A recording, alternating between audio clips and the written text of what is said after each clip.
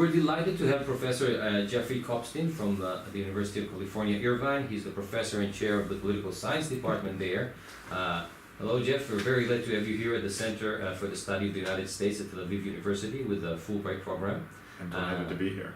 And we're glad that you're going to talk about anti-Semitism on campus in the United States today. If you can first give us what you think is probably the most interesting or thought-provoking finding in your study. Well, what I did is when I arrived at the University of California at Irvine 5 years ago, I had moved from the University of Toronto, and there were several incidents on campus involving Israeli speakers where they were shouted down. Most famously was Ambassador Michael Oren wasn't allowed to finish his talk, but also Aaron Barak showed up and he barely got through his talk.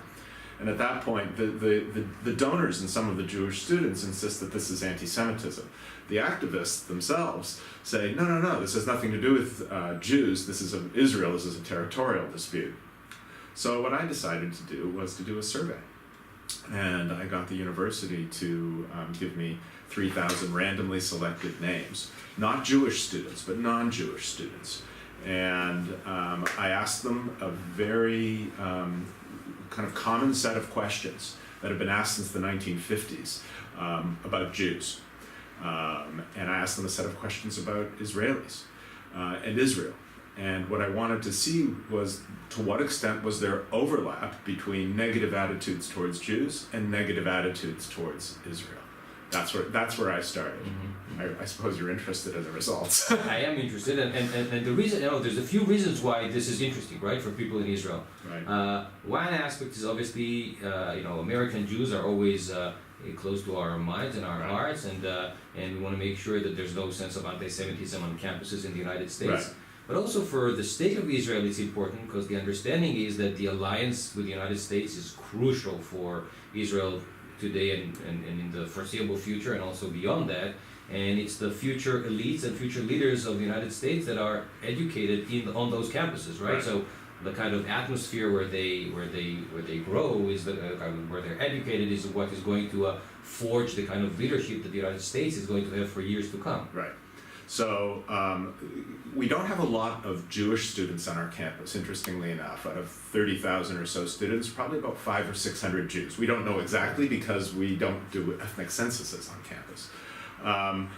But those who are there, and not only at my campus, but at other campuses, if not a sense of anti-Semitism, especially those who are feel closer to Israel, they feel a sense of discomfort, hostility towards Israel, and of course they experience that as hostility towards themselves.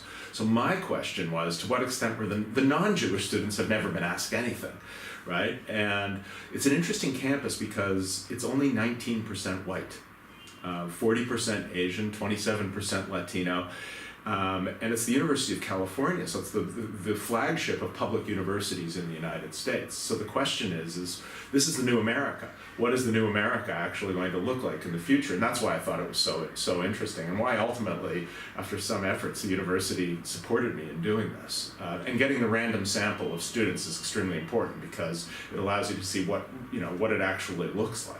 So can you tell us the most optimistic finding and the one that is maybe the most discouraging? Okay, so the most optimistic finding is so we're starting to tell you the discouraging.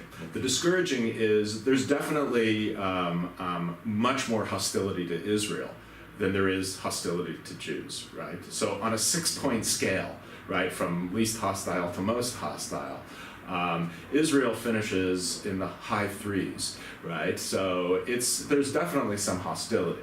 On Jews, much less, in the 2s somewhere. Now you want to know what is the overlap between those, and here's the good news. The good news is there is overlap, but it's about 20%, right? That is to say, this problem of anti-Israel and anti-Semitism, the people being one and the same, it exists. It moderately exists.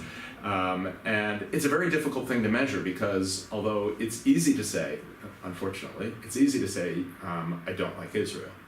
It's much more difficult to say, I don't like Jews, especially when you consider the questions we asked.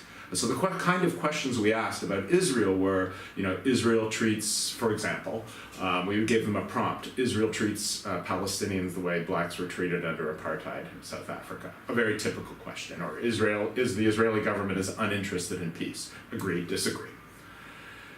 So you can see that kind of question. The more difficult kind of question when we ask them about Jews. We ask them everything from Jews have too much power in international finance, a very typical question, to a really tough question, which you think would be an easy one to answer. That is, Jews use the blood of Christians for ritual purposes, right? Now, very few people answer yes to that, but some people do, right? And even that question, if you think about what does it mean to say, well, probably not, right? Well, probably not. That should be an easy question to answer. So there is an overlap. The overlap's probably a little bit larger because there's a bias against stating you don't like Jews. It's there. So the question is, who are the people who are both anti-Semitic or at least anti-Jewish, or express attitudes that are typical of anti-Semitism and hostile to Israel? And so, my co-author and I, we can tell you that too, and it's kind of interesting. Wonderful. So we'll keep that for the talk later today. I Yes. have one last question. So the bias that you talked about is mostly about social desirability, right? Right. And it's interesting that you say that because you say that, and that I was not aware of that the population on campus is so diverse. So what you're saying actually is that, and this is maybe the future of America, that more than about the future of Israel, that this kind of social integration into the American norms Right. is prevalent even among what you said 40% Asian Americans and 27% Latinos, right? Yes. Even among them, this kind of social desirability is there and at the same level, more or less. Yes, more or less, and it's interesting. There are even people in the survey. This is it's not a lot, but it's there. People who like Israel but are anti-Semitic. Right? So it would be as if they would be thinking or saying, yeah, Israel's a great country, that's where you should go. Mm-hmm. Right? That exists on the American right, right? So it's not just a left-wing phenomenon, it's a right-wing phenomenon as well. And given what's going on in the United States right now, if there's been violence, there's, Charlottesville, Pittsburgh, this local synagogue in my community had swastikas painted on it, right? So it's both right-wing and left-wing anti-Semitism, and that's what we're trying to figure out what's going on campus. So Professor Kopstein, we look forward to your talk today. The talk will also be available on our website, the entire talk, but this is just a little snippet of what we're going to see later on. So thank you so much, and you're very welcome here at Tel Aviv University. Thank you so much for having me.